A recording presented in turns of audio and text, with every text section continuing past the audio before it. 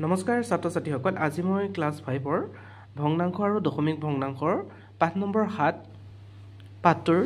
প্ৰশ্ন উত্তৰসমূহ লৈ আহিছোঁ পেজ নম্বৰ উলিয়াই লোৱা 97 আজি মই তোমালোকৰ লৈ আহিছোঁ নিজে কৰো আহা এটো আজি তোমালোকৰ সৈতে আলোচনা কৰিম গতিকে প্ৰথমে তোমালোকে জানি ল'ব লাগিব কেনেদৰে কৰিব লাগে গতিকে মই এটা তোমালোকক দেখাই দিছোঁ ভালদৰে মনোযোগেৰে চাই লবা তাৰ পিছতে আমি ইয়াৰ কোৱেশ্চন এনসাৰসমূহ তোমালোকৰ সৈতে আলোচনা কৰিম ঠিক আছে তাৰ পিছত তোমালোকে নিশ্চয় বুজি পাবা এতিয়া প্ৰথমে তোমালোকক যদি 10 ভাগৰ 1 এটোক আমি 10 ভাগৰ 1 বুলি কওঁ এটোক কয় দশাংশ কি কয় দশাংশ দশাংশ নিশ্চয় বুজি পাইছা এটোক দশাংশ বুলি কয় ইয়াত কি হৈছে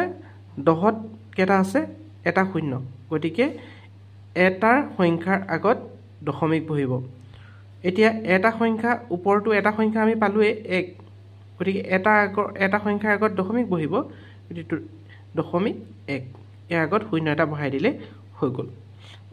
মানে দশমিকৰ আগত শূন্যটো দিলেও হয় নিদিলেও হয় গতিকে দশমিক 1 দশাংশত সদায় এটা সংখ্যাৰ আগত দশমিক বহিব ঠিক আছে এতিয়া আমি আহিছো শতাংশ শতাংশত শতাংশ বুলি কয় 100 থাকিলে কি কয় শতাংশ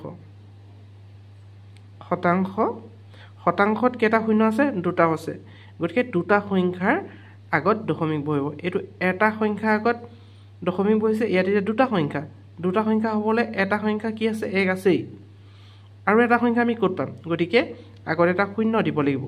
তেতিয়া দুটা সংখ্যা হ'লে দুটা সংখ্যাৰ আগত আমি দশমিক দিম এটো শূন্য এটা কি হ'ল 0.01 এটো শতাংশ হলে সদায় দুটা সংখ্যাৰ আগত ইয়াত দুটা সংখ্যা থকাৰ কাৰণে দুটা সংখ্যাৰ আগত ঠিক আছে তাৰ পিছত যদি হে তিনটা সংখ্যা আহে তেতিয়া আমি কি কৰিম এটো কি ক'ব সহস্ৰাংশ এটো যেনে শতাংশ এটো কয় সহস্ৰাংশ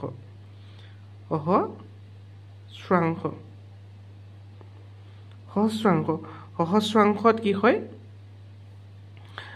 এটো তিনটা সংখ্যা আছে মানে তিনটা শূন্য আছে গতিকে তিনটা সংখ্যাৰ আগত শূন্যটো বহিব গতিকে আমি এটা সংখ্যা কি গলো 1 পালোই আৰু তিনটা হ'ব লাগিব আৰু দুটা লাগিব গতিকে দুটা আগত শূন্য বহাই দিলো তাৰ পিছত দশমিক দিলো হৈ গ'ল 0.001 সহস্ৰাংশ নিশ্চয় বুজি পাইছা তেনেদৰে যিমানটা শূন্য থাকে সিমানটা সংখ্যাৰ আগতহে দশমিকটো বহিব এতিয়া আমি কোৱেশ্চন এনসাৰটোলৈ যাওঁ ঠিক আছে কোৱেশ্চন এনসাৰটো তোমালোকক প্ৰথমে দিছে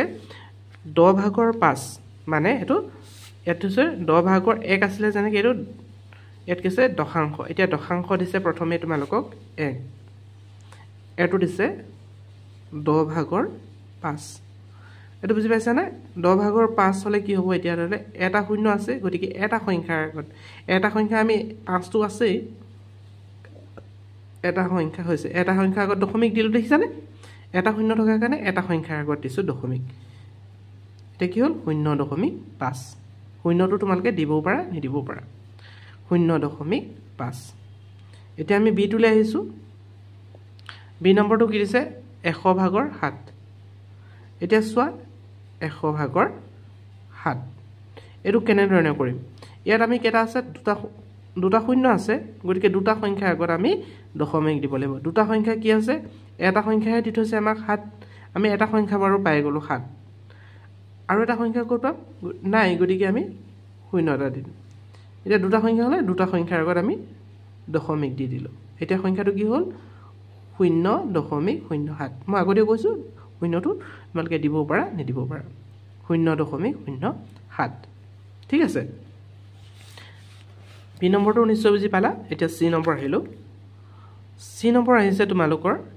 1000 ভাগৰ 50 1000 ভাগৰ 50 এতিয়া ইয়াত চাবা আগতে 1000 ভাগৰ 50 ইয়াত তিনটা শূন্য আছে কিন্তু ওপৰতো এটা আছে গতিকে আমি এটা শূন্য কাট খাই যাব মানে ওপৰৰ এটা শূন্য আমি বাদ দিব লাগিব গতিকে আমি কি হ'ব এটো 100 আছে গতিকে ইয়াত কি হ'ব শতাংশ 100 হলে দুটা শূন্য আছে গতিকে আমি দুটা সংখ্যা আগত দিব লাগিব এটা সংখ্যা কি আছে 5 আৰু এটা সংখ্যা নাই গতিকে আমি শূন্য দিলো গতিকে কি হ'ল 0.05 ঠিক আছে যদিহে আমি এই শূন্য দুটা নেকাটো তেতিয়া আমি কেনেকৈ লিখিব পাৰো তিনটা সংখ্যাৰ আগত দুটা সংখ্যা আমি পালো 50 গতিকে আৰু এটা সংখ্যা পাব লাগিব গতিকে তিনটা সংখ্যা শূন্য ঠিক আছে এদিও তোমালোকে লিখিব পাৰা 0.050 এন্ডৰ সংখ্যাটো লিখিব পাৰা কিন্তু এদে লিখিলেও শুদ্ধ হ'ব সি নম্বৰটো নিশ্চয় বুজি পাইছা তাৰ পিছত তোমালোকৰ ডি নম্বৰ দিছে 1000 ভাগৰ 2 এতিয়া চোৱা 1000 ভাগৰ 2 টো আমি কেনেকৈ কৰিম এটো 1000 দিলো 1000 ভাগৰ 2 ইয়াত কেটা শূন্য আছে তিনটা আছে গতিকে আমি তিনিটা সংখ্যাৰ আগতহে দশমিক দিম তিনটা সংখ্যা আমাৰ এটা সংখ্যাহে পাই থৈছো 2 আৰু দুটা সংখ্যা ক'ত পাম আমি শূন্য দুটা দি দিব লাগিব তিনটা সংখ্যা হ'লে তিনটা সংখ্যাৰ আগত আমি দশমিক দিলো এতিয়া সংখ্যাটো কিমান হ'ব 0.002 ঠিক আছে এটো নিশ্চয় বুজি পালা এটা আমি ই টুলে আহিছো এটো আছিল ডি এতিয়া ই টুলে আহিছো ই টুত তোমালোকক দিছে 100 ভাগৰ 60 ইয়াতো ঠিক তেনেদৰে এটো শূন্য কাট খাই হ'ল এতিয়া কি হ'ল 10 থাকিলে ইয়াত 6 থাকিলে ইয়াত শূন্য কেটা আছে এটা আছে গতিকে এটা সংখ্যাৰ আগত আমি দশমিক দিলো 0.6 এতিয়া এফ নম্বৰ আহিছে এফ নম্বৰ কি আছে 1000 ভাগৰ 750 1000 ভাগৰ 750 আমি যেনেকৈ শূন্য ওপৰত শূন্য যদি তলতো শূন্য থাকে আমি শূন্য কাটি দিম বা কাট খাই যাব এতিয়া কি থাকিলে দুটা সংখ্যা আগত আমি দশমিক বহাম দুটা সংখ্যা ওপৰত আছে 75 আগত দশমিক দি দিলো কি হ'ল সংখ্যা এটা 0.75 এফ নম্বৰ নিশ্চয় বুজি পাইছা এতিয়া জি টুলে আহিছো জি টু আছে 10 ভাগৰ 9 জি টু কি আছে 10 ভাগৰ 9 ঠিক আছে 10 ভাগৰ 9 কি পালো আমি এটা শূন্য আছে গতিকে এটা সংখ্যা আমি আছে 9 গতিকে 9 এতিয়া দশমিক 9 0.9 এতিয়া লাষ্টৰটো কি আছে এইচত 1000 ভাগৰ 10 এইচ টুলে আহিছো 1000 ভাগৰ 10 ইয়াতো 1000 ভাগত কেটা আছে এটো শূন্য কাট খাই গল গতিকে কি থাকিলে দুটা আছে দুটা সংখ্যা এটা সংখ্যা আমি 1 পালো আৰু এটা সংখ্যা 0 দি দিলো গতিকে আমি কি পালো 0.01 এটো নিশ্চয় বুজি পাইছা এতিয়া ছাত্ৰ-ছাত্ৰী সকল এইকিটা যেন আমি কৰিলো এইকিটা তোমালোকে অইন এটা পদ্ধতিৰো কৰিব পাৰা মই প্ৰথমটো দেখাই দিছো এটো হৈছে তোমালোকৰ চোৱা 10 ভাগৰ 5 প্ৰথমটো দিছো 10 ভাগৰ 5 টো তোমালোকক ইয়াত চোৱা আমি যেতিয়া 5ক 10 হৰণ কৰিম 5ক 10 টো নাযায় গতিকে আমি দশমিক এটা দিলো শূন্য আহিলে 50 হৈ গল এতিয়া 50ক টো 10 যাব 5 10 50 গতিকে 5 10 গুণ 50 এমে দশমিক 5 এতিয়া আমি প্ৰথমে পাইছিলো দশমিক 5 হনে এটো দশমিক 5 ঠিক আছে এতিয়া ছাত্ৰ-ছাত্ৰী সকল যদি তোমালোকৰ অসুবিধা হয় ইয়াত তোমালোকে কি কৰিব পাৰিবা হৰণ কৰি দিবা ইয়াত 100 আছে ন 100 ৰে 7ক হৰণ কৰি দিবা তেতিয়া এনসাৰটো ওলাই যাব ঠিক তেনে ধৰণে 1000 ৰে 50ক কৰি দিবা উত্তৰ ওলাই যাব ঠিক আছে নিশ্চয় এটো বুজি পালা নেক্সট কোৱেশ্চনটো লৈ আহিছো আমি ইয়াত চোৱা তোমালোকৰ তালিকাখন সম্পূৰ্ণ পূৰ কৰিব দিছে ইয়াত দিছে ভগ্নাংশসমূহ আৰু এপিনে দশমিক ভগ্নাংশ আৰু এপিনে পঢ়ুৱা এতিয়া 10 ভাগৰ 2 কি হৈছে 0.2 0.2 ইয়াত আখৰে লিখি দিছে এতিয়া ইয়াত দিয়া নাই ইয়াত লিখি দিছে 0.3 গতিকে ইয়াত কিবা 10 ভাগৰ 3 ইয়াত মই লিখি দিছো 10 ভাগৰ 3 ইয়াত 0.3 ইয়াত 0.5 ইয়াত কিবা 10 ভাগৰ 5 মানে ঠিক আছে ইয়াত 0.5 তেনেকৰে 10 ভাগৰ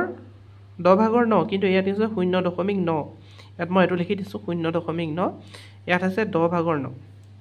0.9 ইয়াত দিছে তোমালোকৰ ইয়াত লিখিছে 0.91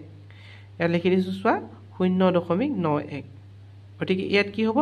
দুটা সংখ্যাৰ আগত দশমিক আছে দুটা সংখ্যা হ'লে দুটা শূন্য আছে মানে 100 আছে